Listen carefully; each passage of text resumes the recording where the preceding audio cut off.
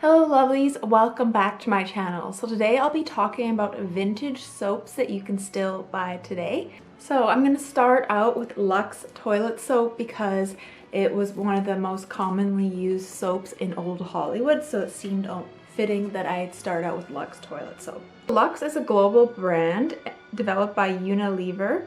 The range of products include beauty soap, shower gels, shampoos and conditioners, and Lux started with Sunlight Flakes laundry soap in 1899. The brand concentrated on building its association with the increasingly popular world of film, highlighting movie stars and their use of product. In 1929, advertising featured 26 of the biggest female stars of the day, creating a huge impact among the movie-loving target audience. This was followed by Hollywood directors talking about the importance of smooth and youthful skin. This pioneered the trend of celebrity product endorsements. So that was really interesting to find out that Lux is one of the first brands to start the celebrity endorsement trend. In 1931, Lux launched I Am Over 31 campaign, which focused on older stars. It's kind of funny that over 31 is considered old. I guess back then it was in 1931. The series of print ads had stars talking about preserving youthful skin. In the 1940s and 50s, Lux was using movie stars as role models. Lux's strategy was to build relevance by looking at beauty through the consumer's eyes. Advertising commercials showed ordinary-looking women with direct references to leading ladies from the movies. And the next vintage soap on the list is Camay. And it's a brand of soap also owned by the same company that owns Lux Soap. It was first introduced in 1926 by Procter & Gamble and was marketed as a white pure soap for women, as many soaps at the time were colored to mask impurities. Camay's slogan for many years was Camay, the soap for beautiful women. It was then later replaced with for your most beautiful complexion at every age. And next on the list is Ivory soap, and Ivory has been around since 1840 and started by the J.B. Williams Company in Connecticut, and it manufactured soap under the name Ivory. Williams decided to focus on its shaving soap and sold Ivory to Procter & Gamble, which later developed Ivory. In 1879, James Norris Gamble, son of the founder and trained chemist, developed an inexpensive white soap.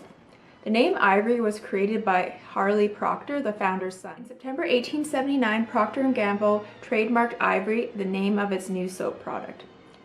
Ivory's first slogan was "It Floats," was introduced in 1891. So Ivory's soap bar is whipped with air, and this causes the soap to float in water, and apparently this was an accident in the manufacturing process where they left the mixing machine on too long, and the company chose to sell the ruined batch anyways because the ingredients were still the same. So Ivory invented the first floating soap, and I found a vintage Ivory on eBay. Initially I thought this was an older one, but then I realized it has a barcode on it, but it still looks really old to me, and as you can see, it's a lot larger than the modern day version of Ivory soap. And next on the list is Pears soap. Andrew Pears, the son of a farmer, was born in 1770 in Cornwall and moved to London in 1787. He completed his apprenticeship in 1789, established a barber shop in Soho, and began to produce cosmetic products. At that time, Soho was a high-end residential area, and Pears' clientele included many wealthy socialites who took pride in their appearance. The fashion among the wealthy of the period was to have pristine white complexions.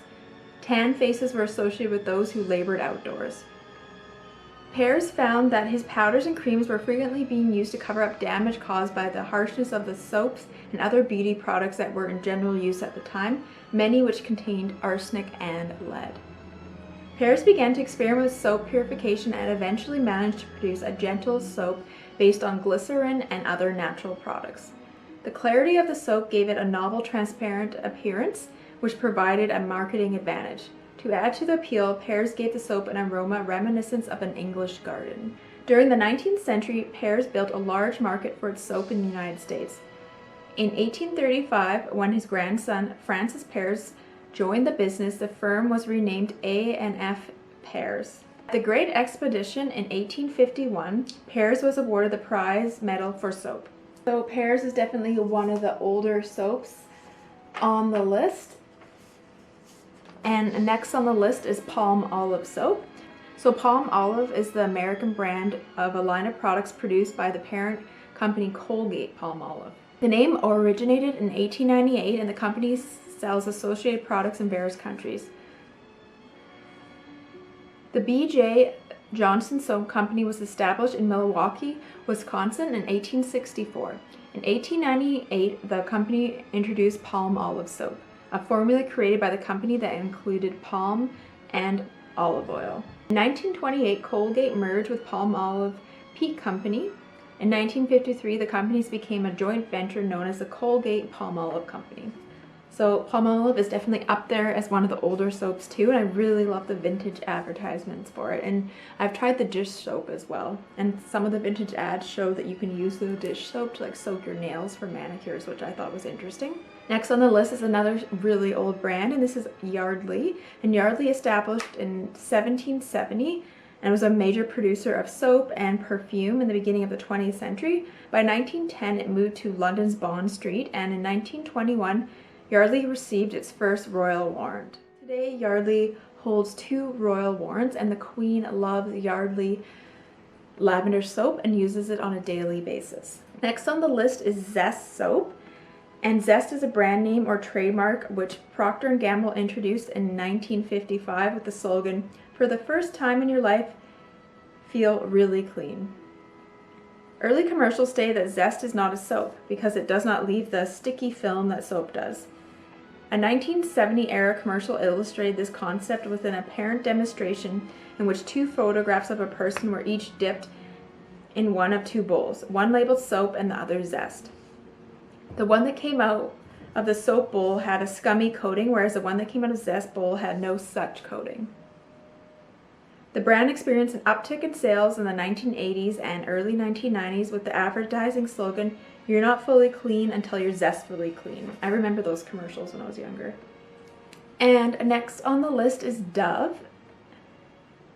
When the Lever Brothers original Dove Beauty Bar first hit the US market in 1957, ad messaging took a slightly different approach from the norm, focusing on the notion that Dove was much better for your skin than soap due to its mildness and its content of 1/4 cleansing cream. So Dove was kind of one of the first soaps to include a cleansing cream, so it doesn't have much soap, but it's more like a nourishing cream. It was launched in 1957. And next on the list is Olay, and Olay originated in South Africa as Oil of Olay. And it was started in 1952, and then he chose the name Oil of Olay as a spin on the word lanolin as the key ingredient. And I really love the Olay beauty bars too, because they're very moisturizing, similar to the Dove beauty bars. And Olay is actually older than Dove, launching in 1952. And next on the list is Neutrogena, and Neutrogena is surprisingly very old. It was founded in 1930. And it is now part of the US-based cosmetic conglomerate Johnson & Johnson, which bought the Neutrogena in 1994. And next on the list is Irish Spring soap. Irish Spring was launched in Germany in 1970 and in the US in 1972. Up until 1990, Irish Spring soap bars only came in 1 scent. The Colgate company since branched out into several niche varieties of the scent. I remember Irish Springs because my mom still buys it now. I personally find the green color kind of weird because as it dissolves, it leaves like a green scum on things, so I don't really like Irish Springs. And next on the list is Aveeno. I was really surprised by this company because I always thought it was a newer company, but Aveeno was founded in 1945 by brothers Albert and Sidney, and its first product was their soothing bath treatment. The active ingredients in all Aveeno products are oats and oat extracts. The brand slogan is "Better ingredients, better skincare, Aveeno." And Aveeno offers products to treat skin conditions such as eczema, hives, sunburns, and is really good for sensitive skin. And the name Aveeno is derived from the scientific name for the common oat. And next on the list is Dial Soap. And Dial was developed by chemists from Armour and Company, a meat packing company, and introduced in the Chicago market in 1948. Armour had produced soap since 1888, its laundry soap, which was made from tallow, a byproduct from Armour's meat production process. And Dial was one of the first antibacterial soaps, and the product was named Dial and promised round-the-clock protection against the odor caused by perspiration.